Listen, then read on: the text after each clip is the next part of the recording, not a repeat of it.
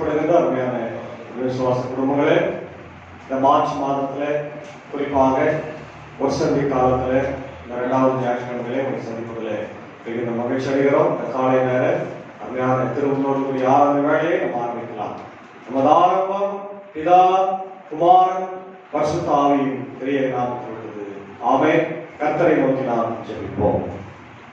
சர்வ வல்லமையும் மிகுந்த இரக்கமும் கிருபை நிறைந்த என் அன்பின் பரலோக பிதாவே, பாடுகளின் ஆண்டவராயிருக்கிற இயேசு கிறிஸ்துவே, பிதாவாகிய கடவுளே, தூய ஆவியானவரே, இந்த குளிர்ச்சியான ஆண்டவரை காலை வேலைக்காக செலுத்துகிறோம்.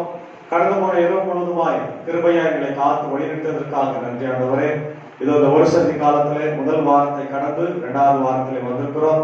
இந்த நாளிலும் ஆண்டவர் மார்ச் மாதம் முதல் நாள் இந்த திருவிழோடு கூடிய ஆராதனை வேலையை கர்த்தரைகளுக்கு ஆசீர்வதித்து தார். இந்த ஆராதனையை நாங்கள் பங்கு பெற்று இறை வார்த்தையை கேட்டு திருவிருந்திலே பங்கு பெற்று ஆசீர்வாதங்களை பெற்றுக்கொண்டு செல்லவும் ஆண்டவரே, சிலுவைக்கு நேராக நாங்கள் ஒருமுகப்பட்டு வாழவும் கர்த்தர் கிருபை தார். நாங்கள் வந்திருக்கிற எல்லாரையும் ஆசீர்வதி வரவேண்டியவர்களை கூட்டி சேர்த்தல் ராஜா. காணொலி வழியாக வசனங்களை கேட்கின்ற ஆண்டவரை மக்களுக்கு இறை ஆசிரியர்களை தந்து வழி நடத்தும். இது அந்த ஆண்டவர் ஊழியத்திலே அடியார்களோடு ஆண்டவரே இருக்கின்ற அன்பு தம்பி சாரோனையும் எடுத்து பயன்படுத்தும்படியாக ஜெபிக்கிறோம். இந்த வர வேண்டியவர்களை ஏற்ற வழியில் கொண்டு வந்து சேர்த்தலும் அடியையும் சாரோனையும் பலப்படுத்தி பரிசுத்த ஆவியும் வரங்களினாலே எங்களை ஆண்டவரை காத்துக்கொள்ள வேண்டும் என்று ஜெபிக்கிறோம். துவங்கும் முதல் முடிவு மட்டுமாய் பரிசுத்த ஆவியின் ஆளுகை எங்கள் மத்தியிலே தங்கியிருக்கிறோம். இயேசுவின் மூலம் ஜெபிக்கிறோம் நல்ல பிதாவே, ஆமென். காலை நேரத்தில் ஆண்டவரை துதிக்கும்படியாய் 113வது ஞான பாடலாகிய உன்னதமான மாராஜாவான சீர் சிறந்த இயேசுவே என்ற ஞான பாடலை நாம் சேர்ந்து பாடுவோம். 113வது ஞான பாடல்.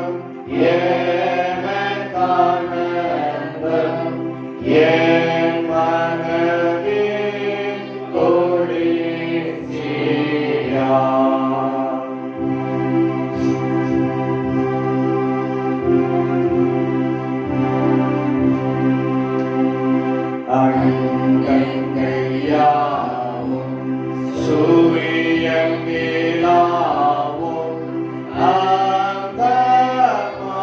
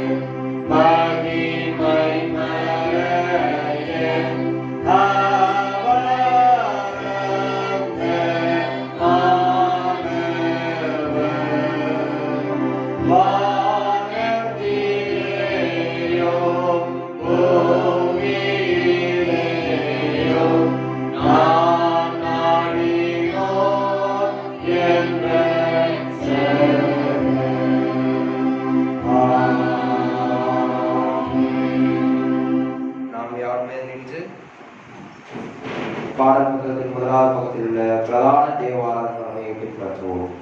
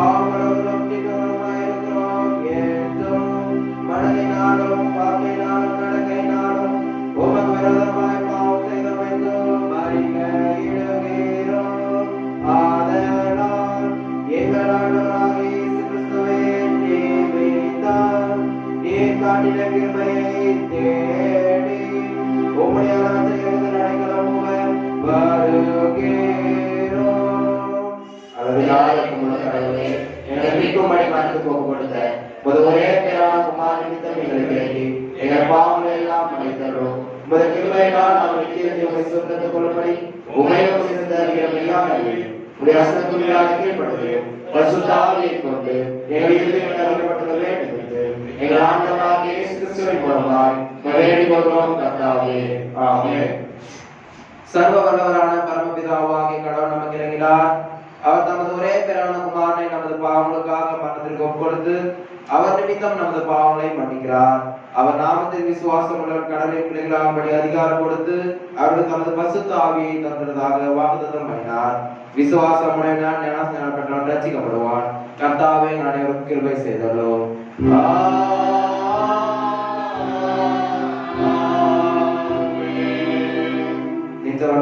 ஒரு சபையின் 2வது நியாயக்குரிய ஆர்வத்தை பின்பற்றுவோம்.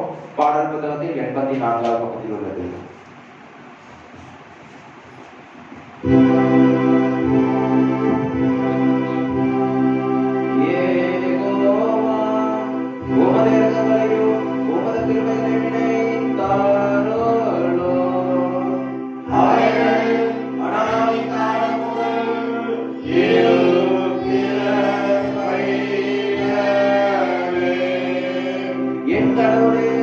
நான் வெக்கப்பட்டு போகாதப்பா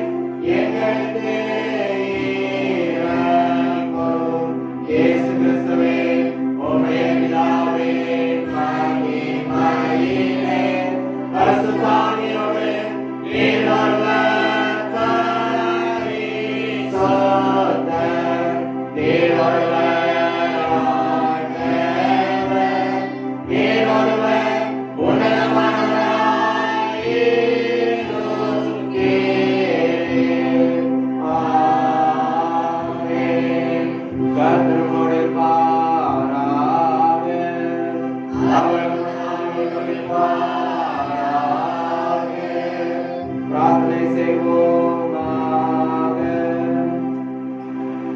சர்வ வல்லமை உள்ள கடவுளே, நாங்கள் சக்தியற்றவர்களை தருகிறீரே, சரீரத்துக்கு நேரிடும் எல்லா உபதிரவங்களுக்கும் ஆத்மாவை விரோதித்து சேதப்படுத்தும் எந்த பொல்லாத நினைவுகளும் எங்களை அணுகாதபடி புறமாக எங்களுக்கு சரீரத்தையும் உள்ளாக எங்கள் ஆத்மத்தையும் காப்பாற்ற வேண்டும் என்று உமோடும் பசுத்தாவியோடும் ஏக கடவுளாய் நினைத்து ஆண்டு கொண்டிருக்கிற உமது குமாரனாக எங்கள் நாதர் இயேசு கிறிஸ்துவின் மூலமாய் உம்மை வேண்டிக் கொள்ளுகிறோம்.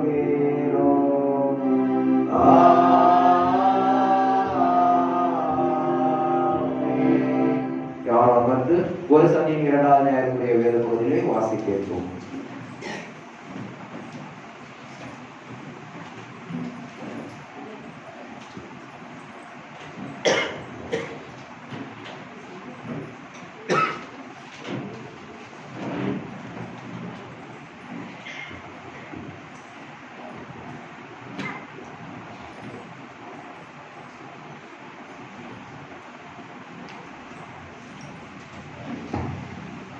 இன்றைக்காக வாசிக்க வேண்டிய முதலாம் வேத பகுதி அது சங்கீதம் 121. எனக்கு ஒத்தாசை வரும் பர்வதங்களுக்குள் நேராக என் கண்களை ஏறெடுக்கிறேன். வானத்தையும் பூமியையும் உண்டாக்கின கர்த்தரிடத்திலிருந்து எனக்கு ஒத்தாசை வரும். உன் காலை தள்ளாட ஒட்டார், உன்னை காக்கிறவர் உறங்கார். இதோ இஸ்ரவேலை காக்கிறவர் உறங்குகிறதும் இல்லை, தூங்குகிறதும் இல்லை. கர்த்தர் உன்னை காக்கிறவர். கர்த்தர் உன் வலது பக்கத்திலே உனக்கு நிழலாய் இருக்கிறார். பகலிலே வெயிலாகிலும் இரவிலே நிலவாகிலும் உன்னை சேதப்படுத்துவதில்லை. கர்த்தர் உன்னை எல்லா தீங்குக்கும் விலக்கி காப்பார். அவர் உன் ஆத்துமாவை காப்பார். கர்த்தர் உன் போக்கையும் உன் வரத்தையும் இது முதற்கொண்டு என்றென்றைக்கும் காப்பார் என்றார் என்பது இன்றைக்காக வாசிக்க வேண்டிய சங்கீத பகுதி வாசித்து முடிந்தாயிற்று.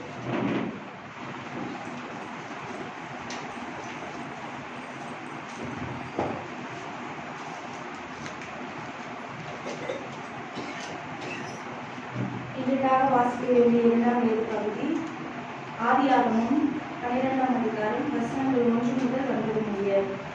கர்த்தர் ஆபிரகாமை நோக்கி, நீ உன் தேசத்தையும் உன் இனத்தையும் உன் தகப்பனுடைய வீட்டையும் விட்டு புறப்பட்டு நான் உனக்கு காண்பிக்கும் தேசத்துக்கு போ. நான் உன்னை பெரிய ஜாதியாக்கி உன்னை ஆசீர்வதித்து உன் பேரை பெருமைப்படுத்துவேன். நீ ஆசீர்வாதமாய் இருப்பாய். உன்னை ஆசீர்வதிக்கிறவர்களை ஆசீர்வதிப்பேன், உன்னை சபிக்கிறவனை சபிப்பேன். பூமியில் உள்ள வம்சங்கள் எல்லாம் உனக்குள் ஆசீர்வதிக்கப்படும் என்றார். கர்த்தர் ஆபிரகாமுக்கு சொன்னபடியே அவன் புறப்பட்டு போனான்.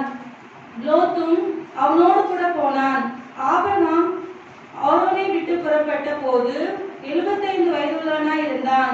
ஆபிரகாம் தன் மனைவியாகிய சாராயையும் தன் சகோதரிய குமாரனாகிய லோத்தையும் தங்கள் சம்பாதித்திருந்த தங்கள் சம்பத் எல்லாவற்றையும் ஆரானிலே சவரம் தரித்த ஜனங்களையும் கூட்டிக் கொண்டு அவர்கள் கானான் தேசத்துக்கு புறப்பட்டு போய் கானான் தேசத்தில் சேர்ந்தார்கள். ஆபிரகாம் அந்த தேசத்தில் சுற்றித்திருந்து சீகோம் என்னும் இடத்துக்கு சமீபமான மோரே என்னும் சமபூமி மட்டும் வந்தான். அக்காலத்திலே கானானியர் தேசத்திலே இருந்தார்கள். கர்த்தர் ஆபிரகாமுக்கு தரிசனமாகி, உன் சந்ததிக்கு இந்த தேசத்தை கொடுப்பேன் என்றார். அப்பொழுது அவன் தனக்கு தரிசனமான கர்த்தருக்கு அங்கே ஒரு பலிபீடத்தை கட்டினான். இதற்காக வாசிக்க வேண்டி பின்பு அவன் அவ்விடம் விட்டு பெயர்ந்து பெத்தேலுக்கு கிழக்கே இருக்கும் மலைக்கு போய் பெத்தேல் தனக்கு மேற்காகவும் ஆயி கிழக்காகவும் இருக்க கூடாரம் போட்டு அங்கே கர்த்தருக்கு ஒரு பலிபீடத்தை கட்டி கர்த்தருடைய நாமத்தை தெரிந்து கொண்டான். அதன் பின் ஆபிரகாம் புறப்பட்டு தெற்கே பிரயாணம் பண்ணி கொண்டு போனான். இதற்காக வாசிக்க வேண்டிய 2ஆம் வேத பகுதி வாசித்து முடிந்தாயிற்று.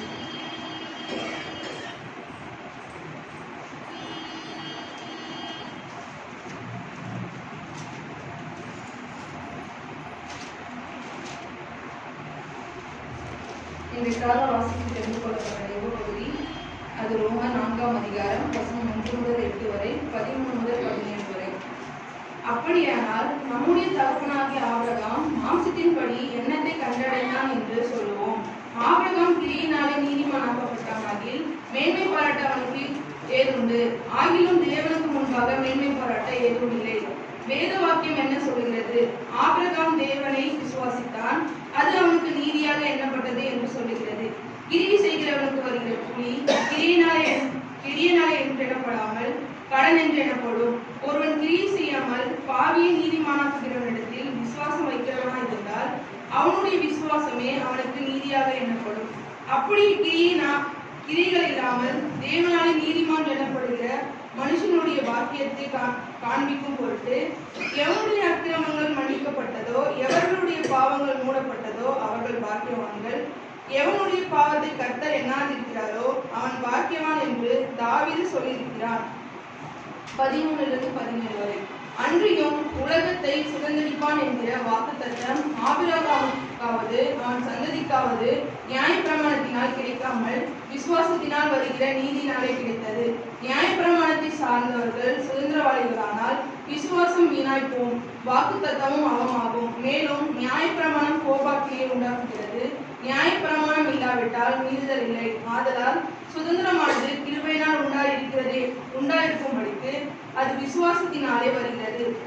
நியாயப்பிரமாணத்தை சார்ந்தவர்களாகிய சந்ததியாருக்கு மாத்திரமல்ல, நம் எல்லோருக்கும் தகப்பனாகிய ஆபிரகாமுடைய விசுவாசத்தை சார்ந்தவர்களான எல்லா சந்ததியாருக்கும் அந்த வாக்குத்தத்தம் நிச்சயமா இருக்கும்படிக்கு அப்படி வருகிறது. அநேக ஜாதிகளுக்கு உன்னை தகப்பனாக ஏற்படுத்தினேன் என்று எழுதியிருக்கிறபடி அவன் தன் விசுவாசித்தவருமாய் மரித்தோரை உயிர்ப்பித்து இல்லாதவனை இருக்கிறவர்களைப் போல அழைக்கிறவமாய் இருக்கிற தேவனுக்கு முன்பாக நாம் எல்லாருக்கும் தகப்பனானான். இன்றைக்காக வாசிக்க வேண்டிய விருப்ப பகுதி வாசிக்கின்றோம்.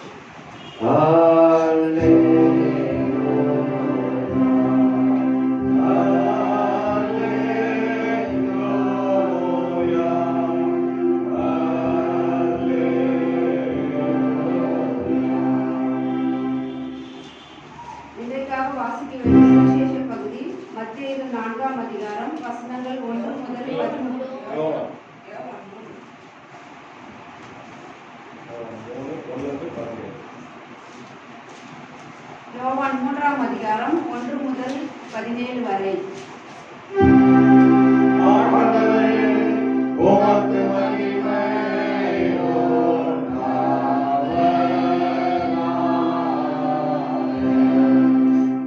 யோவான் 3ஆம் அதிகாரம் 1 முதல் 17 வரை. யூதருக்குள்ளே அதிகாரியான நிக்கோதேமு எனப்பட்ட பரிசேயன் ஒருவன் இருந்தான். அவன் ராக்காலத்திலே இயேசுவினிடத்தில் வந்து, ரபி, நீர் தேவனிடத்திலிருந்து வந்த போதகர் என்று அறிந்திருக்கிறோம். ஏனெனில் ஒருவனும் தன்னுடனே தேவன் இராவிட்டால் நீர் செய்கிற இப்படிப்பட்ட அற்புதங்களை செய்ய மாட்டான் என்றார். இயேசு அவனுக்கு பிரதியுத்தரமாக, ஒருவன் மறுபடியும் பிறவாவிட்டால் தேவனுடைய ராஜ்யத்தை காண மாட்டான் என்று மெய்யாகவே உனக்கு சொல்லுகிறேன் என்றார். அதற்கு நிக்கோதேமு, ஒரு மனுஷன் முதிர் வயதாய் இருக்கையில் எப்படி பிறப்பான்? அவன் தன் தாயின் கர்ப்பத்தில் 2ஆம் தரம் பிறக்க கூடுமோ என்றார். இயேசு பிரதியுத்தரமாக, ஒருவன் ஜலத்தினாலும் ஆவியினாலோ பிறவாவிட்டால் தேவனுடைய ராஜ்யத்தில் பிரவேசிக்க மாட்டான் என்று மெய்யாகவே உனக்கு சொல்லுகிறேன். மாம்சத்தினால் பிறப்பது மாம்சமாயிருக்கும், ஆவியினால் பிறப்பது ஆவியாயிருக்கும். நீங்கள் மறுபடியும் பிறக்க வேண்டும் என்று நான் உனக்கு சொன்னதை குறித்து அதிசயப்பட வேண்டாம். காற்றானது தனக்கு இஷ்டமான இடத்திலே வீசுகிறது, அதன் சத்தத்தை கேட்கிறாய், ஆகிலும் அது இன்ன இடத்திலிருந்து வருகிறதென்றும் இன்ன இடத்துக்கு போகிறதென்றும் உனக்கு தெரியாது. ஆவியினால் பிறந்தவன் எவனோ அவனும் அப்படியே இருக்கிறான் என்றார். அதற்கு நிக்கோதேமு, இவைகள் எப்படி ஆகும் என்றான்.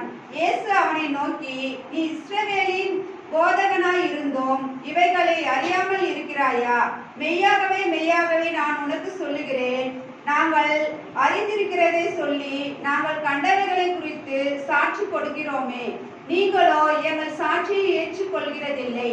பூமி கடந்த காரியங்களை நான் உங்களுக்கு சொல்லியும் நீங்கள் விசுவாசிக்கவில்லையே.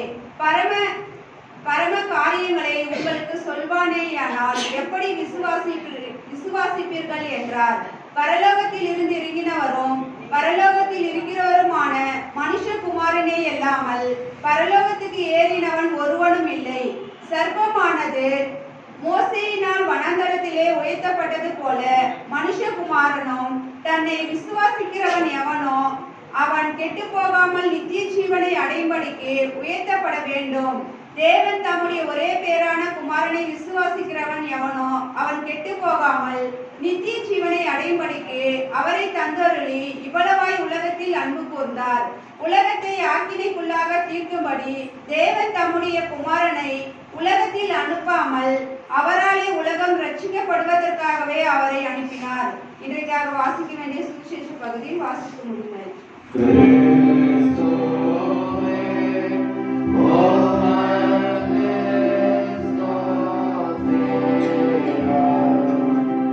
ஜீவனுள்ள வார்த்தைகளை வாசிக்க நாம் நம்முடைய விசுவாசத்தை பாடல் புத்தகத்தில் 24வது பக்கத்தில் உள்ள நீசியா விசுவாச பிரமாணத்தை மூலம் பயபக்தியோடு அறிக்கை செய்வோம். பாடல் புத்தகத்தில் 24வது பக்கத்தில் உள்ள நீசியா விசுவாச பிரமாணம். ஒரே கடவுளை விசுவாசிக்கிறேன், காணப்படாதமான எல்லாவற்றையும் சிருஷ்டித்தவர், சர்வத்திற்கும் வல்ல பிதாவானவர், ஒரே ஆண்டவராகிய கிறிஸ்துவை விசுவாசிக்கிறேன். இவர் கடவுளுடைய ஒரே பிதாவான குமாரன், சர்வ காலங்களுக்கு முன்னே பிதாவினின்று பிறந்தவர், சிருஷ்டிக்கப்பட்டவர் அல்ல, பிறந்தவர். கடவுளின்றி கடவுள், ஜோதியின்றி ஜோதி, மெய்யான கடவுளின்றி மெய்யான கடவுள், பிதாவோடு ஏக வஸ்துவானவர். இவரை கொண்டு எல்லாம் சிருஷ்டிக்கப்பட்டன. இவர் மனிதராகி நமக்காகவும் நமது ரட்சிப்பின் நிமித்தமாகவும் பரலோகத்திலிருந்து இறங்கி பரிசுத்த ஆவியினால் கன்னிமரியாத்தில் அவதரித்து மனிதரானார். பொதுவிழாவிற்கு நமக்காக சிலையில் அறைந்து மரித்து அடக்கம் பண்ணப்பட்டார்.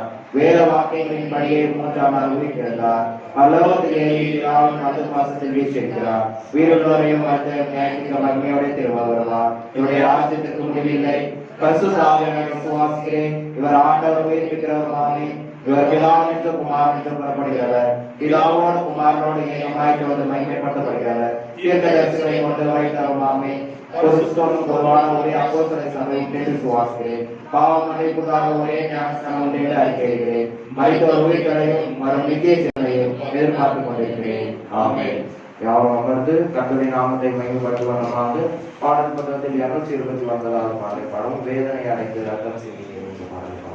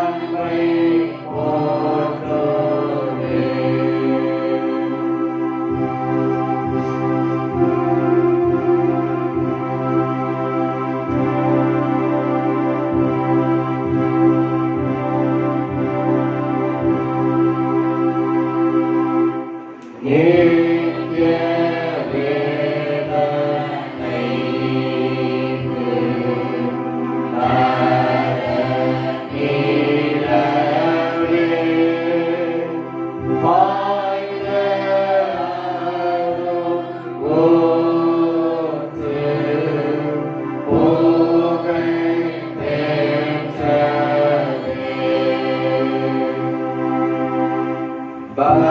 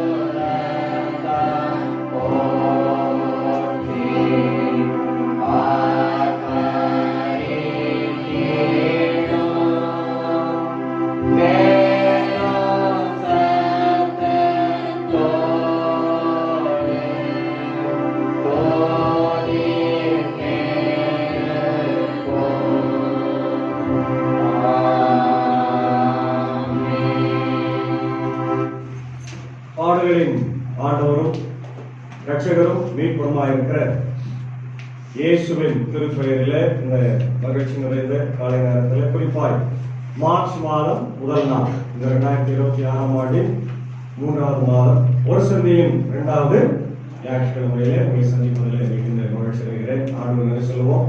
கர்த்தருக்கு ஸ்தோத்திரம், கர்த்தருக்கு ஸ்தோத்திரம், கர்த்தருக்கு ஸ்தோத்திரம். நாளையில நாம் வாசித்து தியானிக்கும்படியாக தந்திருக்கிற திருமறை பகுதி இது பரிசுத்த யோவான் அடிகளார் எழுதிய புத்தகம் 3ஆம் அதிகாரம் 16, 17 ஆகிய வசனங்களை ஒருவர் வாசிக்கலாம். தேவன் தம்முடைய ஒரே பிரான குமாரனை விசுவாசிக்கிறவன் எவனோ அவன் கெட்டுப் போகாமல் நித்திய ஜீவனை அடையும்படிக்கு அவரை தந்தருளி இவ்வளவாய் உலகத்தில் அன்பு கூர்ந்தார். உலகத்தை ஆக்கிரிக்குள்ளாக தீர்க்கும்படி தேவன் தம்முடைய குமாரனை உலகத்தில் அனுப்பாமல் அவராலே உலகம் ரட்சிக்கப்படுவதற்காகவே அவரை அனுப்பினார். ஆமென். யாஜம் ஆண்களா பெண்களா பரவாயில்லையா நம்மளே நம்ம ஐயோ வந்தாங்கல்ல சரியான சுருக்கமா ஜெபிப்போம். எங்கள் அளவுக்கு அதிகமாக நேசிக்கிற அன்பின் நல்ல தகப்பனே, இந்த வேலைக்காக போய் நன்றி ராஜா. நாங்கள் நிற்பது நிர்மூலம் முக்காது கிருப சுவாமி இதோட இந்த புதிய மாதத்துல சுவாமி எங்களுக்கு ஆல்ரெடி எடுத்து வைக்க செய்த கிருபைக்காம போய் நன்றி ராஜா. இசப்பா கடந்து வந்த மாதங்கள் முழுவதும் இசப்பா கண்ணின் மணி போல பாதுகாத்தவர்கள் கிருபைக்காம போய் நன்றி ராஜா. சுவாமி இந்த நேரத்துல இசப்பா உங்களுடைய வார்த்தைக்காக காத்திருக்கிற ஒவ்வொருவரையும் பேர் பேராக ஆஸ்வதிராஜா. நீர் இசப்பா ஆயிரம் மறைத்து எங்களோட பேச போற கிருபைக்காக போய் நன்றி ராஜா. இசப்பா இந்த மாதம் முழுவதும் சுவாமி அந்த வார்த்தை சப்பா எங்களை தாங்கி தப்பு வைக்கணும் ராஜா. நீர் சப்பா அவரை மறைத்து எங்களோட கூட பேசணும் சுவாமி. ஒவ்வொரு ராஜா சப்பா கவனத்தோட சப்பா சிந்தனைகள் சிதறாமல் சப்பா உங்களுடைய வார்த்தையை கேட்க தகப்பனை எடுத்து பயன்படுத்துங்க. ஒவ்வொரு மனதையும் தகப்பனை சப்பா அதை நிரப்ப போற கிருபைக்காக நன்றி ராஜா. எந்த வாஞ்சியோட சப்பா உண்மை நோக்கி பார்க்கிறார்களோ ராஜா ஒவ்வொருவரையுமே சப்பா உங்களுடைய வார்த்தை தேர்ச்சி போற கிருபைக்காக போய் நன்றி சுவாமி. அதை கேட்டு சப்பா அதை பயன்படுத்திக் கொள்ளவும் எங்கள் வாழ்க்கையில சப்பா அது பயனுள்ளதாக அமையவே தகப்பனை எடுத்து பயன்படுத்துங்க. பேசுகிற ஆய்வோடு கூட இருந்து வழிநடத்துங்க. அவரை ஊழியத்தின் பாதையில பெருக்க பொறுப்புக்கு அவங்க நன்றி ராஜா. போகும்போது வரும்போது தெய்வீக பிரச்சனம் அவரை தாமகம் ராஜா. நீரை கூட இருந்து வழிநடத்துங்க. அவர் எங்களுடைய ஆலயத்தின் ஊழியத்திற்காக எடுக்கிற ஒவ்வொரு சப்பா முயற்சியும் தகவல் வாய்க்க செய்ய பொறுப்புக்கு அவங்க போய் நன்றி சுவாமி. எங்க கூட இருந்து வழிநடத்துங்க. இயேசுவின் மூலமா ஜெபிக்கிறோம் நல்ல பிதாவே. ஆமென். Praise the lord. கர்த்தருக்கு ஸ்தோத்திரம். அன்பான தேவ பிள்ளைகளே, ஒரு சந்தி காலத்திலே நம்ம பிரவேசித்து கடந்த வாரத்துல இயேசுவின் சோதனையை பற்றி பார்த்தோம். 3 விதமான சோதனை. என்னென்ன? உணவு, அப்புறம் அதிகாரம், விசுவாசம். 3 விதமான சோதனையை சாத்தான் கொடுக்கிறான். ஆண்டவர் அதை வெற்றி பெற்றார். என்னென்னமோ நான் போன வாரம் வரல, கிருஷ்ணகிரி போயிட்டு இருந்தேன். அதனால கேவாயை வந்து நல்ல ஒரு பிரசங்க கொடுக்குறாங்க. இந்த வாரம் நமக்கு தலைப்பு லென்த் சீசன்ல ஒவ்வொரு சண்டேக்கும் ஒரு நல்ல அழகான தலைப்பு. நம்ம எப்பவுமே ஒரு வாரத்துக்கு ஒரு தலைப்பு இருக்குது இல்லையா? இந்த வாரத்துக்கு என்ன தலைப்பு கொடுக்கணும்? சோதனை. அடுத்தது என்ன இருந்துச்சு? என்ன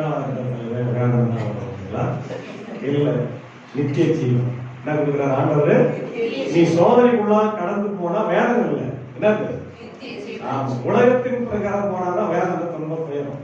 நீ இயேசுவின் பிள்ளையாய் வாழ்ந்து இந்த உலகம் கொடுக்கிற சோதனை அல்லது பிசாசு கொடுக்கிற சோதனையெல்லாம் நீ ஜெயிச்சு வந்தா என்ன உனக்கு? நித்திய ஜீவன். ஆமென். நித்திய ஜீவன் என்ன?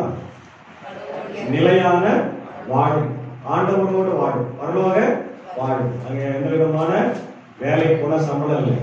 வேலைக்கு போகாம உங்களுக்கு சம்பளம் வீடு எப்படி இருக்கும்? சூப்பரா இருக்குல்ல? தூங்காம நல்லா தூங்குன மாதிரியே இருக்கும். வேலை செய்யாம வேலை செஞ்ச மாதிரியே இருக்கும். எந்த வியாதியுமே கிடையாது. அதான் நித்திய ஜீவன். அதான் பரலோக வாழ்க்கை. நமக்கு என்ன ஆண்டவர் ஒரு வீட்டை என்ன பண்ணிருக்கிறாரு? அது எப்படி கட்டிக்கிறாருன்னு தெரியல. என்ன டைல்ஸ் போட்டுக்கிறாரு, என்னென்ன பண்ணிக்கிறாரு போனாரு. ஆமென். அதான் நித்திய ஜீவன். அந்த அனுபவம் வந்து நம்ம பெற்றுக்கொள்ள வேண்டும். அதுக்காக நம்ம ஓடினே இருக்கிறோம், வாழ்ந்து கொண்டு இருக்கிறோம். அப்போ ஒரு பெரிய அதிகாரம் படிக்கும் போது கேட்டிருப்பீங்க, நிக்கோதேமு அப்படின்ற ஒரு யூத அதிகாரி, பரிசேயனவர். விசுவாசத்துல ஒரு பரிசேயனா இருக்கிறான், யூதனா இருக்கிறான். அது மட்டும் இல்ல, எருசலேம் தேவாலயத்துல இருக்கிற சனகிரிம் அப்படின்னு ஒரு சங்கம் இருக்கு. தெரியுமா உங்களுக்கு? ஆமா. இப்போ நம்ம சபைக்குன்னு ஒரு சங்கம், ஆமோ சபை சங்கத்துல தலைவர் இருக்கிறாரு, துணை தலைவர் இருக்கிறாரு, அதை தொடர்ந்துதான் மற்ற உறுப்பினர்கள், அப்புறம் வட்டம் இதெல்லாம் இருக்குது இல்லையா, எல்லாத்துக்கும் பொறுப்பாளர்கள் இருக்கிறாங்க. அந்த மாதிரி மேல் அதிகாரி சபை சங்கத்துல அதிகாரி மாதிரி அவரு 72 உறுப்பினர்கள் அந்த சங்கத்தில் இருக்கிறாங்க. எருசலேம் சங்கத்தில், அந்த சனகரிம் சங்கத்தில். அதுல ஒருத்தர் யாரு நீ கேட்டு, அது மட்டும் இல்ல, அவர் யார்? பாஸ்டர், போதர். பழைய ஏற்பாடு முழுவதையும் அந்த காலத்துல வந்தாங்க, கரைத்து குடித்திருந்தவர். இப்போ ஏசானவருடைய ஊழியத்தை அவரு பார்க்கிறார். பொதுவா ஏசாமிக்கு யார் எதிரி? யூதர்கள் தான். யூதர்கள் தான் எதிரி, அதுல எந்த மாற்று கருத்துமே இல்ல. அவர் சிலுவை கொடுத்தவங்களே அவங்க தானே, இல்ல சொந்த மக்கள் தான் அவரை சாகடிக்கிறாங்க. ரோமர்கள் சாகடிக்கல, பரிசேயர்கள் மற்ற பாரசீகர்கள் அவரை சாகடிக்கல, சொந்த மக்கள் தான். அப்போ யூதர்கள் அதே நேரத்துல அவன் போதகராக இருக்கிறான். ஆனால் இயேசுவின் ஊழியத்தை அவன் நோட்டீஸ் பண்றான். நல்லா கவனிக்க, அவன் நோட்டீஸ் பண்றான், கவனிச்சிருக்கிறான். எப்ப கவனிச்சிருக்கிறான்னா இந்த அதிகாரம் 3வது அதிகாரம். 2ஆம் அதிகாரத்துல என்ன நடக்குது? இயேசு அவன் எங்க போறாரு? நம்ம கூட குடும்பத்தோட எங்க போறோம்? சொல்லுங்க. கல்யாணத்துக்கு போறோம், சர்ச்சுக்கு போறது இல்ல. குடும்பத்தோட எங்க போறோம்? 4 மணி கல்யாணம்னா கூட போயிடுவோம். சர்ச்சு 6 மணிக்குனா கூட 7:30 மணிக்கு போகலாம், போகலாம் அப்படின்னு இல்லையா? அது மாதிரி ஏசாமி முதல் ஊழியத்துக்கு எங்க போறாரு? கல்யாணத்துக்கு போறாரு. கானாவூர்ல கல்யாணத்துக்கு போறாரு. அந்த அற்புதம் நடக்குதா? வெறும் தண்ணீரை திராட்சை ரசமா மாத்தினார். அது ஒரு பெரிய அற்புதம். மக்கள் எல்லாம் பாக்குறாங்க, சீடர்கள் விசுவாசம் வைக்கிறாங்க. 2வது அடுத்த நேரம் எங்க போறாரு? எருசலேம் அந்த அதிகாரத்தை படிச்சு பாருங்க. எருசலேம் தேவாலயத்துக்கு போறாரு. அங்க போனா எல்லாம் வியாபாரம் பண்ணுறாங்க. புறாவேசன் அதை பண்ணு, இதை பண்ணு, காசை வந்து எக்ஸ்சேஞ்ச் பண்ணு, வட்டிகள். கடவுளுடைய வீடு இது சகல ஜாதியாருக்கும் ஜப வீடு. எல்லாரும் வந்து ஜபிக்கிற இடத்துல வந்து நீங்க இருக்குங்கிறீங்களா அப்படின்னு சாட்டியை எடுத்து அக்ஷரையில யாரையும் அடிக்கல, அவரு விரட்டினாங்க. நிறைய பேர் அடிச்சுட்டாங்கன்னு அப்படியே ஆவேசத்துல பிரசங்கம் பண்ணிடுவாங்க. யாருமே அவரு அடிக்கவே இல்லை, அவரு விரட்டினார். எல்லாரையும் விரட்டி அது இதெல்லாம் கவனித்து போட்டு துரத்துறாங்க. அப்ப இதெல்லாம் பாக்குறாங்க எல்லாரும். செய்தி போய்க்குமா இல்லையா? கண்டிப்பா போதும், எல்லாருக்கும் பரவுது, இவனுக்கும் போதும். இவனுக்கு ஒரு சந்தேகம், இவர் யாராதான் இருக்கும்? அற்புதம் செய்யறாரு, அடையாளம் செய்யறாரு, அதை செய்யறாரு, இதை செய்யறாருன்னு செய்தி வருது. இன்னைக்கு நம்ம ஊர்லயே வந்து கோயில் என்ன பண்ணிட்டுக்கிறாரு, இப்படி ரணகலமா பண்ணிட்டுக்கிறாரு. யார்தான் இவருக்கு போய் கேட்கிறார்? எப்ப போறாரு? நைட்ல போறாரு. எப்ப போறாரு? ரா காலத்துல. ஏன் நைட்ல போயிருக்கணும்? அதுக்கு 2 விதமான ஆன்சரை சொல்றாங்க. ஒண்ணு, இயேசு ஒரே இடத்துல எப்பவுமே இருக்க மாட்டாங்க, மாறி மாறி என்ன பண்ணுவாரு, அதனால அவரை பிடிக்கணும் அப்படின்ட்டு போய் பிடிக்கிறான். ஒண்ணு. 2வது, இவன் யாரு? யூதன், ஒரு அதிகாரி, ஏசாமி விரோதமா இருக்கிறவங்க அந்த குழுவுல இருக்கிறாரு. அப்போ இவனே போய் ஏசாமியை சந்திச்சா மத்தவங்க இவன் என்ன பண்ணுவாங்க? தப்பா பேசுவாங்க. கரெக்ட், தப்பா பேசுவாங்க, பதவியில இருந்து எடுக்கிறதுக்கு வாய்ப்பு இருக்குது. இதெல்லாம் இருக்கு இல்லையா? அதனால இந்த 2 காரணம் இருக்கு. ஒண்ணு, அவர் பிடிக்கணும் வேகமா போய், இன்னொன்னு என்ன பண்ணான், அவனே தப்பிச்சுக்கணும் இல்லையா? அதனால போய் ஏசாமிய பார்த்துட்டு அவன் சொல்ற முதல் அவனுடைய அக்செப்டன்ஸை நீங்க பாத்தீங்கன்னா ரொம்ப அழகா இருக்கு. பாருங்க, அவன் சொல்றான், இயேசுவினிடத்தில் வந்து நீ தேவனிடத்தில் இருந்து வந்த போதகர் என்பதை அவன் அங்கீகரித்துக் கொள்ளுகிறான். என்ன சொல்றான்? நீ எங்கிருந்து வந்திருக்கிறே? கடவுளிடத்தில் இருந்து வந்திருக்கு. அப்போ நம்ம இயேசுவை எப்படி பார்க்கிறோம்? நிறைய பேர் இன்னைக்கு ஏசாமி என்னன்னு சொல்றாங்க, அவர் ஒரு சாதாரண போதகர், அவர் பாஸ்டர், ஒரு நல்ல மனுஷன், நல்ல ஒரு மனுஷன் தான், அன்பா வாழ்ந்தா இருப்பான். நிறைய பேர் சொல்றாங்க, நிறைய தலைவர்கள் சொல்றாங்க, நிறைய மக்கள் வந்து அவர் ஒரு தலைவராகவும் குருவாகவும் வச்சிருக்கிறாங்க. இல்ல, எல்லாத்துக்கும் மேல வந்து எங்கிருந்து வந்தாரு? கடவுளத்துல வந்தவர், கடவுளாவே இருந்தவர். அதான் சொல்றாரு, நானும் பிதாவும் ஒன்றாயிருக்கிறோம், என்னை கண்டவர் நான் பிதாவின் மடியில இருக்கிறேன். அப்புறம் ரொம்ப தெளிவா சொல்ற. நிறைய பேரு இயேசுவை பச்சைப்படுத்திக் கொண்டு அவர் எப்படி பிதா ஆக முடியும்?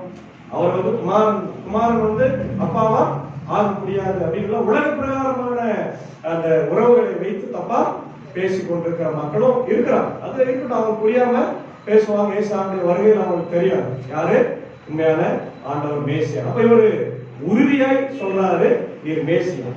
என்ன சொல்றாரு? அப்ப இந்த நம்பிக்கை யாருக்கு நிறைய பேருக்கு தெரியல. அன்னைக்கு நிறைய யூதர்களுக்கு அது இல்ல. நிக்கோதேமுக்கு அது இருப்பார், நீர் கடவுளிடத்திலிருந்து வந்த போதகர் என்று நான் அறிந்திருக்கிறேன். ஏனெனில் ஒருவரும் தன்னுடனே கடவுள் இராவிட்டார் அல்லது தேவன் இராவிட்டால் நீ செய்கிற இப்படிப்பட்ட அவன் எதை சொல்றான்? அற்புதங்கள் அல்லது அடையாளங்களை சொல்றான். நேற்று செஞ்சது ஏசாமி கானாவுக்கு போனது, எருசலேம் ஆலயத்துக்கு போனது, ரெண்டத்தையும் அவன் என்ன பண்றான்? இங்க நோட் பண்றான், குறிப்பிட்டு சொல்றான். நீங்க செய்ததை வேற யாரும் செய்ய முடியாது ஆண்டவரே சொல்றான். சொல்லிட்டு பிறகு சொல்றாரு ஏசாமி பாருங்க, அப்படியே டாபிக்க மாத்தி அவனை ரட்சிப்புக்குள்ள கொண்டு வர. அதான் ஏசாமியுடைய டாக்டிக்ஸ். எப்பவுமே ஏசாமியை நம்பி ஒருத்தன் வந்துட்டா அவனுடைய பழைய வாழ்க்கையிலிருந்து அப்படியே கூட்டு போயிடுவாரு. இதான் அவனுடைய டாக்டிக்ஸ். என்ன சொல்றாரு பாரு, சரிப்பா நீ வந்து என்னை அக்செப்ட் பண்ணிக்க, ஓகே, இப்ப நீ எங்க வரணும்? நித்திய ஜீவனுக்குள்ள வரணும். ஏன்?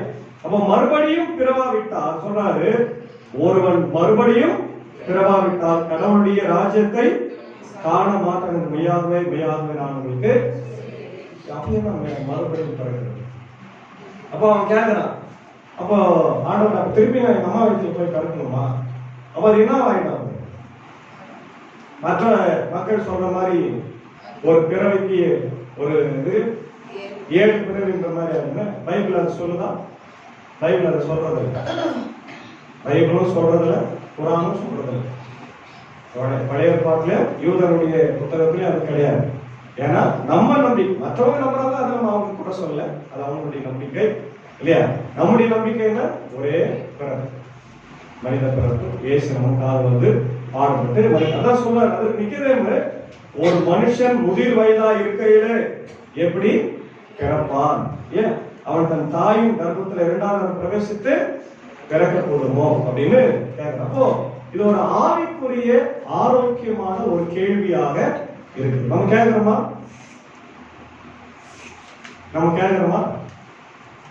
பைபிள வாசித்தாதான் ஐயர் நாங்க கேட்போம், எங்களுக்கு சந்தேகமே வராது. ஏன்னா வாசித்தாதான் வரும். பைபிள நாங்க லென்ஸ் இதெல்லாம் வாசிங்க. இந்த சீசன்லாம் என்ன பண்ணுங்க,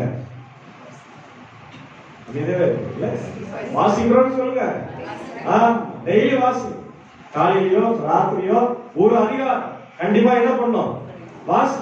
ஒரு முறையாவது ஜபிக்கணும். முடிந்தால் உபவாசம், முடிந்தால் ஏன்னா நிறைய பேரு மாத்திரை எடுக்கிறீங்க, நிறைய பேர் வேலைக்கு போறதுனால கொஞ்சம் கஷ்டம் தான். ஆனா ஆண்டவரே உபவாசம் இருக்கணும் ரொம்ப அவர் என்ன பண்ணல, அவரு கட்டாயம் படத்துல எங்க உபவாசம் இருக்கணும்னு சொல்றாரு. ஏற்கனவே நான் சொல்லிட்டு, அதனால அது 2வது. ஆனா வேதத்தை படிக்கணும். வேதம் தான் உயிர். இது இல்லைன்னா உயிரே இல்லைன்ற மாதிரி. பைபிள் நம்ம கையிலே இருக்கணும். பைபிள் இல்லாதவங்க சர்ச்சுக்கே வரக்கூடாது. பைபிள் பாட்டு புக்கு நம்ம கையில இருக்கணும். அப்போ வேதத்தை வாசனம் நல்ல கேள்வி இருப்பாங்க. அப்போ ஆண்டவரே நான் நித்திய ஜீவனை பெறணுமே அப்படின் போது ஆண்டவர் சொல்ற, ரைட்பா நீ அக்செப்ட் பண்ணிக்கிறேன், ஒரு நித்திய ஜீவனை நான் கொடுக்குறேன் அப்படின்னு சொல்லி இந்த வசனத்துல சொல்றாரு. என்ன சொல்றாரு? மறுபடியும் அப்படின்னா என்ன? வேத பிரகாரமா பாத்தீங்கன்னா 4 பிறப்பு இருக்கு. எத்தனை பிறப்பு? என்ன அந்த 4 பிறப்பு? ஆதாமை கடவுள் உருவாக்கினார். ஆதாம் பிறக்கல. ஆதாமை அது ஒரு பிறப்பு. மண்ணை உருவாக்கிட்டு அவர் என்ன பண்ணுவாரு? ஜீவசுவாசத்தை ஊதினார். அவனுக்குள்ள அது இருக்கு. 2வது ஏவாளுடைய பிறப்பு. அவளும் பிறக்கல. அவங்க எங்க இருந்து வந்தாங்க?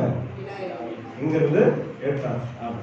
ஆண்களுடைய ஆதாமுடைய விழா வந்து 2 பேருமே பிறக்காதவங்க இல்லையா? ஆனா அவங்களுக்கு பிறந்த காயின் ஆபேல் மாமிசமான உறவுல பண்ண கணவன் மனைவி என்ற அந்த உறவுல பிறந்தான். இது 3வது. 4வது ஒரு பிறப்பு இல்ல, அது 5வது. யோசிக்க மாட்டோம். ஏசாமி மரியா கிட்ட ஆவினால பிறந்த ஆணும் பெண்ணும் சேராத பிறப்பு 4 பிறப்பு. இது 5வது பிறப்பு. மறுபடியும் பிறக்குது. எப்படி? நான் ஒண்ணும் இல்லை, மனம் மாறுது.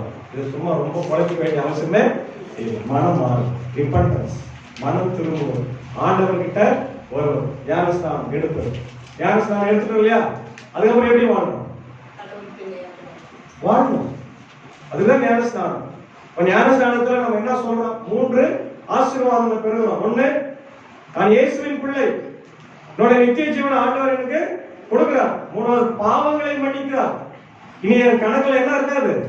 என் அக்கவுண்ட்ல பாவமே இருக்காது. அக்கவுண்ட்ல பாவம் கணக்கு இருக்காது, 0 ஆகுது. ஏன்னா அந்த பாவத்தை சிலுவையில இயேசு சுமந்து விட்டார். ஆனா மற்றவங்க கணக்குல அது இருக்கும். நீங்க சும்மா சாதாரணமா நினைச்சுக்கிறாங்க. எல்லாருடைய பாவ கணக்கு அங்க இருக்கு. புத்தகத்துல எழுதி உங்களுக்கு தெரியும் 3 விதமான புத்தகம். ஜீவ புத்தகத்துல நம்ம பேர் இடம் பெறவில்லை என்றால் பரலோகத்துல பிரவேசிக்க முடியும். அங்க அவங்க பேர்ல இருக்குதான் தெரியாது. ரொம்ப கேர்ஃபுல்லா நம்ம வாழணும். அதான் மறுபடியும் பிறப்பது இல்லையா? ஆவிக்குரிய வாழ்க்கையில அதுதான் ஒரு அழகான உதாரணத்தை ஆண்டவர் சொல்றாரு. இயேசு பிரதியுத்தரமாக, ஒருவன் ஜலத்தினால், ஜலம்னா தண்ணீர், ஆவியினாலும் பெறவாவிட்டால் தேவனுடைய ராஜ்யத்தை பிரவேசிக்க மாட்டான் என்று மெய்யாகவே ஆமா, மாம்சத்தினால் பிறப்பது மாம்சமாயிருக்கும். ஆவியினால் பிறப்பதோ பரிசுத்த ஆவி நமக்குள்ள வரும் பொழுது நம்ம எப்படி இருக்கும்? ஜலம் அடைந்து. அப்போஸ்தலர் 1:8 வாசிங்க. அப்போஸ்தலர் 1:8. பரிசுத்த ஆவி உங்களிடத்தில் வரும்போது நீங்கள் பலன் அடைந்து எருசலேமிலும் யூதேயா முழுவதிலும் சமாரியாவிலும் பூமியின் கடைசி பரியந்தலும் எனக்கு சாட்சிகளாய் இருப்பீர்கள் என்றார். ஆமா, யாருக்கு சொல்றாரு? பயந்து ஓடின சீடர்களுக்கு, யாருமே தெரியாதுன்னு சொன்ன பேதுருவுக்கு இல்லையா சொன்னாரா? அது வரைக்கும் அவங்க பயந்து இருந்தாங்க. ஏன்னா அது வரைக்கும் அவங்களுக்கு என்ன கொடுக்கப்படல? பரிசுத்த ஆவி அப்பதான் கொடுக்கிறாரு. எந்தேவஸ்தே 4 பரிசுத்த ஆவி கொடுத்த பிறகுதான் அவங்க அந்த ஆவியை பெற்ற உடனே பேதுரு அதே இடத்துல, எந்த இடத்துல இயேசு எனக்கு தெரியாதுன்னு சொன்னாரோ அதே எருசலேமுக்கு போய் சொல்றாரு, நீங்கள் சிலுவையில் அறையுண்ட இயேசுவை கடவுள் உயிரோட எழுப்பினார். அதுக்கு யார் சாட்சின்றாரு? நானே சாட்சின்றார். பயந்து ஓடணும். ஆவியான ஒரு வல்லமை வந்தா நம்ம வாழ்க்கையே நம்ம மாறி இருக்கிறோமா? யோசிச்சு பாருங்க. மாறி இருப்போம், கண்டிப்பா மாறி இருப்போம். ஆனா திருப்பி எங்க போய் இருக்கிறோம்? ஆமா, வசனத்துல நம்ம கேட்டுனே இருக்கிறோம். ஆவியானவர் நம்ம கூட பேசினே இருக்கிறாரு. அது பேசினே கூட நான் போனோம், போய் சொல்லணும், தொடரணும், போயிட்டே தான். அவர் சொன்னார், போதாதுப்பா, போய் சொல்லாதுப்பா, இன்னைக்கு சர்ச்சை இருக்குது, நான் அடைய இருக்காங்க அப்படின்னு நான் போவோம். அவருடைய வார்த்தைக்கு நம்ம என்ன கொடுக்கறது இல்லை. இப்படிதான் நம்ம பாவத்தை பண்ணிக்கணும். ஆனா அவர் நம்ம தொடர்ந்து நம்மளை எச்சரித்துக் கொண்டே இருக்கிறார், பேசிக்கொண்டே இருக்கிறார். ஏன் நம்ம வசனத்தை சொல்லிக் கொண்டே இருக்கிறார். திருவிருந்தின் வழியாக நம்மளை ஆண்டவருடைய பிள்ளைகளாய் மாற்றிக்கொண்டே இருக்கிறார். இதுதான் ஆவிக்குரிய வாழ்க்கை. ஆவிக்குரிய வாழ்க்கையில் என்ன இருக்கும்? கனி இருக்கும். ஆவின் கனியோ அன்பு, சமாதானம், நீடிய சாந்தம், பொறுமை, இச்சையடக்கம். இதெல்லாம் வருது. கலாத்தியர் 5ஆம் அதிகாரத்துல வாசிக்கும். ஆவியின் கனிகள் 9. ஆவியின் கனிகள் 9. அதே போல நம்முடைய வாழ்க்கையில ஆண்டவர் வரங்களையும் தருகிறார். ஆவியின் வரங்களும் தருகிறார். 12 எல்லாத்தையும் தராரு. இதை நாம் பயன்படுத்தி கொண்டிருக்கிறோமா? அதான் கேள்வி. ஆண்டவருக்கு செவி கொடுக்கிறோமா என்பதுதான் கேள்வியாக இருக்கிறதா சொல்றார். அப்போ மனம் திரும்புதலின் வாழ்க்கை இருந்தா நம்ம எப்படி மாறுவோம்? ஆசீர்வாதமான வாழ்க்கை ஆக மாறும். இல்லையா? யோனா புத்தகத்துல பாத்தீங்கன்னா அங்க யோனா போய் சொல்றார், அந்த மக்களை பார்த்து சொல்றாரு, நீங்க மனம் திரும்பலன்னா இன்னும் 40 நாள்ல இந்த பட்டணம் முழுசா என்ன பண்ணும்? அது 3 நாள் நடந்து போய் சுத்தி பார்த்தா அவ்வளவு பெரிய பட்டணம். 3 நாள் நடந்தே போறான், சுத்தினார், எல்லாருக்கும் செய்தியை சொல்றார்.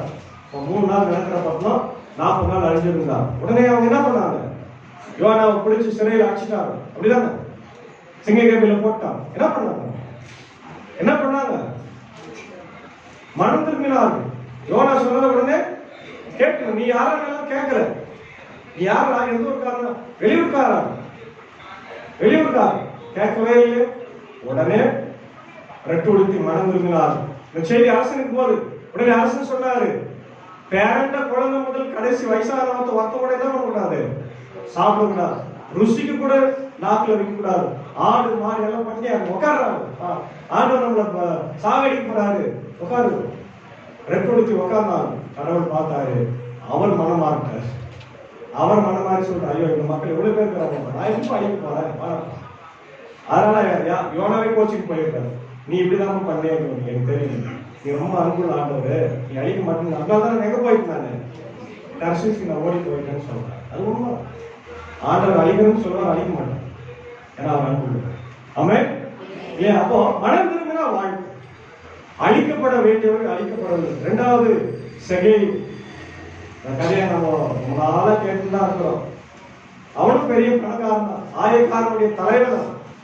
மனம் திரும்புறான். ஆண்டவர் சொல்றாரு, வா இந்த வீட்டுக்கு இன்றைக்கு ரட்சிப்பு வந்தது. இவனும் ஆபிரகாமே குமாரனா இருக்கிறான். ரொம்ப சந்தோஷப்படுறான். சொல்றான், உடனே சொல்றான், ஆண்டவரே நான் வாகனத்துல பாதி ஏழைகளுக்கு கொடுத்துறேன், 4 மடங்கு ஒருத்தனை ஏமாத்திருந்தா அது சட்டம். லேவியர் புத்தகத்துல இருக்கிற சட்டம் அது. ஒருத்தனுடைய ஆடை ஒருத்தனை எடுத்துக்கணும்னா 5 ஆடு கொடுக்கணுமா?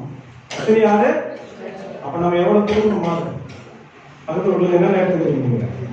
ஒரு முருங்கக்காய் நீங்க எடுத்து சமைச்சிட்டீங்கன்னா, இல்ல ஒரு கோழி எடுத்து நீங்க சண்டே கோழி கோயிலுக்கு போனாங்க, 5 பசங்க முன்னே இருந்தாங்க, பக்கத்து வீட்டுல இருக்கிறதால எச்சிக்க கூடாது சொல்லிட்டு அவரே கோழி எடுத்து அடிக்க சொல்லிட்டு போயிட்டார். 1000 மணி அதுக்கு ஒரு கோழி சுத்தி இருப்பாரு அடிக்கிட்டான், ஜோக்கா சொல்லுவாங்க.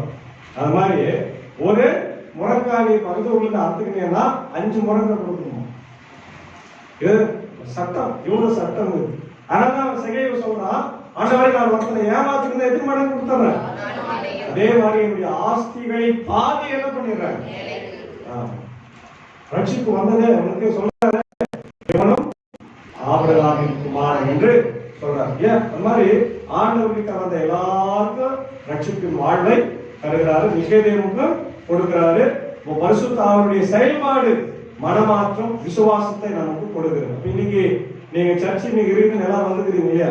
சும்மா வந்துட்டீங்களா? உங்களை அழைத்து வந்தது யாரு? பரிசுத்த ஆவி. ஆமென். என்னை எழுப்பினது யாரு? என்னை அழைத்து கொண்டு வந்தது யார்? தம்பியை அழைத்து கொண்டு வந்தது யார்? எல்லாமே ஆவியானவர்.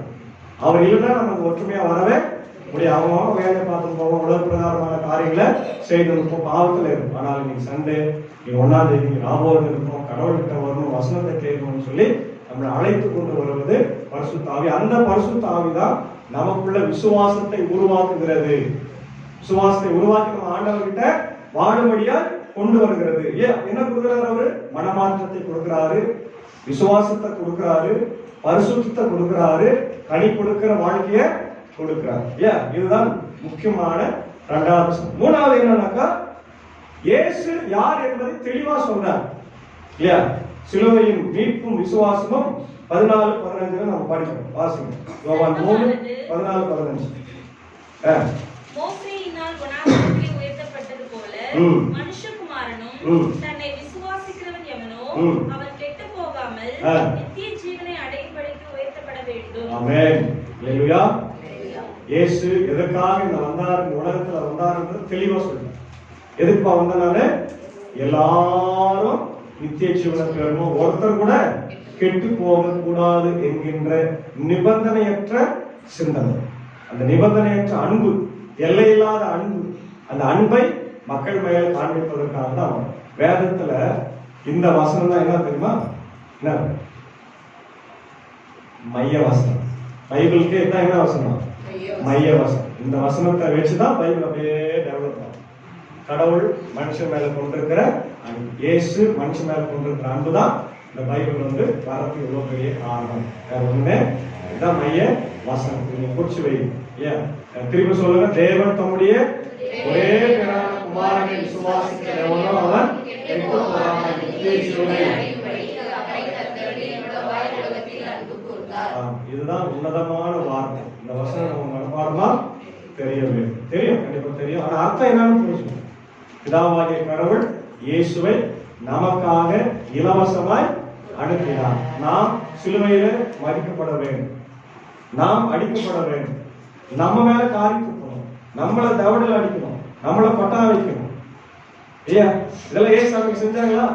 செஞ்சாங்க. இதெல்லாம் நமக்கு செய்ய வேண்டியது. ஏன்னா நம்ம தான் பாவம் செஞ்சோம். ஏசாமி ஒரு பாவத்தையும், ஆனால் அவர் எல்லாவற்றையும் எடுத்துக்கொண்டார். அதனாலதான் நம்ம இன்னைக்கு சந்தோஷமா மகிழ்ச்சியோட அவருடைய தொழுகை செய்து கொண்டிருக்கிறோம், அவருக்கு சாட்சியா வாழ்ந்து கொண்டு இருக்கிறோம். அதனாலதான் நம்மளை அழிக்க வரல. முக்கியமா 16 நம்ம படிப்போம், 17 நம்ம நிறைய பேர் தெரிந்தது. 17 வாசகம். உலகத்தை ஆக்கினைக்குள்ளாக தீர்க்கும்படி தேவன் தம்முடைய குமாரனை உலகத்தில் அனுப்பாமல் அவராலே உலகம் ரட்சிக்கப்படுவதற்காக என்ன பண்ணார்? ஏசாமியை அழிக்கிறதுக்காக அல்ல. நிறைய பேர் தப்பா பிரசங்கம் பண்றார், தப்பா புரிஞ்சுக்கிறார். கடவுள்னா அழிக்கிறவரு இல்ல, அது அவருக்கு அது ஒரு குணம் தான். ஆனா அதுவே அவருக்கு எல்லாம் இல்ல. எனக்கு கோபம் இருக்குது, அதனால நான் கோபக்காரன் அப்படின்னு சொல்ல முடியுமா? நாடு இல்லை, எல்லாம் கோபம் என்பது ஒரு கேரக்டர். அது ஏசாமிக்கு இருந்துச்சு, கடவுளுக்கு இருந்துச்சு. ஆனா அது அவரை மேற்கொள்ளவில்லை. அவரை மேற்கொண்டது அன்புதான். ஆமென். ஆமா, அதனால கடவுள் அழிக்கிற ஒரு எண்ணம் இருந்துச்சு, ஒரு குணம். நோவா காலத்துல அழிச்சார் இல்லைன்னு சொல்ல, இப்போ அழிச்சுதான் இருக்கு. அங்க என்ன பண்ணுது? போற ஆரம்பிச்சுக்கிறாங்க. இது உலக போறா கூட மாறலாம், நமக்கு தெரியாது. இது அப்படியே அமைதியாக ஆண்டவரை மாத்திடுவார், சொல்ல முடியாது. அது அவருடைய கையில தான் இருக்கு. அதுக்காக நம்ம ஜபிக்கணும். நம்ம வேலை எல்லாம் என்ன பண்றது? ஜபிக்கிற வேலை. அப்போ நிக்கதேமு கேட்கும் போது ஆண்டவர் இந்த காரியத்தெல்லாம் சொல்லிட்டு அவர் சொல்றது என்ன? சிலுவையை பாரு, உனக்கு அதுலதான் மீட்பு கிடைக்கும். அதற்கு உதாரணமாக தான் பழைய ஏற்பாடு காலத்துல இஸ்ரவேல் மக்கள் முறுமுறுத்து பேசினதுனால ஆண்டவர் கொள்ளிவாய் சர்ப்பங்களை விட்டு என்ன பண்ணாரு? கடிக்க வைத்தாரு. பாம்பினால் கடிப்பட்டவர்கள் எங்க பார்க்க சொன்னாங்க? சிலுவை இல்லையா? அப்ப அது என்னன்னா, பாம்பு என்பது பாவம். மனிதர்கள் நாம் இயேசுவை பாம்பால் கடிக்கப்பட்ட மனிதர்கள், அதாவது பாவத்தால் தீண்டப்பட்ட மனிதர்கள் இயேசுவை சிலுவையில பார்க்கும்போது நமக்கு மீட்பு உண்டு. அதுதான் சிலுவை பற்றிய உபதேசம். 1 கொரிந்தியர் 1ஆம் அதிகாரம் 18ஆம் வசனத்துல என்ன சொல்றார் பவுல்? சிலுவையை பற்றிய உபதேசம் கெட்டு போனவர்களுக்கு ரட்சிக்கப்பட்ட நமக்கு தேவ பாவத்திற்கான பரிகாரம் இயேசு பலியாடாக மாறுவது, தேவ ஆட்டுக்குட்டியாக மாறுவதுதான் இன்றைக்கு ஆண்டவருடைய அன்பை நம்ம புரிந்து கொள்வது. அதான் 1 யோவான் 4ஆம் அதிகாரம் 9-10 வாசகம். 1 யோவான் நாம் பிழைக்கும்படிக்கு தேவன் அவரை உலகத்திலே அனுப்பினதினால் தேவன் நம்மேல் வைத்த அன்பு வெளிப்பட்டது. தேவன் நம்ம மேல வைத்த அன்பு எப்படி வெளிப்பட்டது? வாங்க சார், உட்காருங்க சார், சாப்பிடுங்க சார், சாப்பிடுங்க சார், போட்டாதான் சாப்பிட முடியும் சார். சாப்பிட்டு வந்தீங்களா? ஆமா சாப்பிட்டு. எங்க சாப்பிட்டு போட்டாதான் சாப்பிட முடியும். இப்ப ஏசாமி அன்பாக அப்படியே வாயிலே சொல்லி வட சுட்டு வந்துட்டாரா? என்ன பண்ணாரு? குமாரனை அனுப்பினார். அதுதான் செயல்பாடு. சிலுவையில கொடுத்தார். சிலுவையில மறிக்குமாறு சொல்லினே இருந்தாரு, செய்தான். அதனால சீடர்கள் பயந்தாங்க. சீடர்கள் என்ன நினைச்சாங்க? சும்மா சொல்லுகிற மாத்திரத்து அவர் ஆண்டவர் தானே அப்படின்னு சொன்னதை செஞ்சாரு. அதனால பயந்து ஓடிட்டாங்க. இல்லையா? இயேசு சிலுவையில கொடுக்கப்பட்டது, நமக்காய் கொடுக்கப்பட்டது உண்மை. எவ்வளவு உண்மையோ அதே போல அவர் நம்ம மேல் அன்பாயிருப்பதும் உண்மை. இல்லையா? ரோமர் 5:8. நம் பாவிகளாய் இருக்கையில் கிறிஸ்து நமக்காக மரித்ததினாலே தேவன் நம்மை வைத்து தமது அன்பை விளங்க பண்ணுகிறார். ஆமென். பாத்தீங்களா? எப்போ நாம் பாவிகளா இருக்கும் போதே அவரு நம்மளை தெரிந்து கொண்டு நம்ம ரட்சிப்பை வழங்கி, அப்போ அவருடைய அழைப்புக்கு நம்ம பாத்திரங்களா இருக்கும். இன்னைக்கு வாசி கேட்ட சங்கீதம் 121 பாதுகாப்பின் சங்கீதம். அவருக்குள்ள வந்து போனா நம்மளை பாதுகாக்கிறார். வெயிலாகிலும் நிலவாகிலும் நம்மளை சேதப்படுத்துவது இல்லை. ஏன்னா இஸ்ரவேலை பாதுகாக்கிற ஆண்டவர் உறங்குவதும் இல்லை, தூங்குவதும். 2வது பகுதி ஆபிரகாமை கூப்பிடுறார். குழந்தை இல்லாம இருக்கிறான், ஆசீர்வதிக்கிறாரு. அவருடைய சந்ததி வானத்தின் நட்சத்திரத்தை போல, கடற்கரை மணலை போல. ஒன்னே ஒன்னு சொன்னான், விசுவாச. நான் உன்னை விசுவாசிக்கிறேன், அதனால என் சந்ததியை நீ ஆசீர்வதிக்கிறேன். நீ வாசிக்கிட்ட ரோமர்ல நம்ம பார்க்கிறோம், ஆண்டவர் என்ன பண்றாரு? ஆபிரகாமை ஆசீர்வதிதான் இல்லாதவர்களை இருக்கிறவர்களை போல அழைக்கிற ஆண்டவர். ஆமென். அல்லேலூயா. அவரால் மட்டும்தான் அந்த காரியம் முடியும். இல்லாதவர்களை இருக்கிறவர்களாக மாற்றுகிற ஆண்டவர் அவரால் மட்டும். அதனால அவர்கிட்ட நம்ம வருவோம். நிக்கதேமுவை போல விசுவாசத்துல நம்ம எழுகிற கேள்விகளை ஆண்டவரிடத்துல நம்ம கேட்டு பதிலை பெற்றுக்கொண்டு இந்த வருஷந்தி காலத்துல உலகத்தின் பாவத்தை சுமந்திருக்கிற தேவாட்டுக்குட்டியாகிய இயேசுவின் ஆசீர்வாதங்களை பெற்றுக்கொண்டு அவருக்கு சாட்சியாய் வாழ தூய் ஆவியானவர் இந்த நாளில் நம்ம உதவி செய்து காப்பானாக. ஆமென். எல்லா புத்திக்கும் மேலான தெய்வீக சமாதானம் இருதய சிந்தனைகளை கிறிஸ்து இயேசுவுக்குள் காண்பதாக நாம் அனைவரும் எழுந்து சோற்றப்படுகிறோம். கடவுளே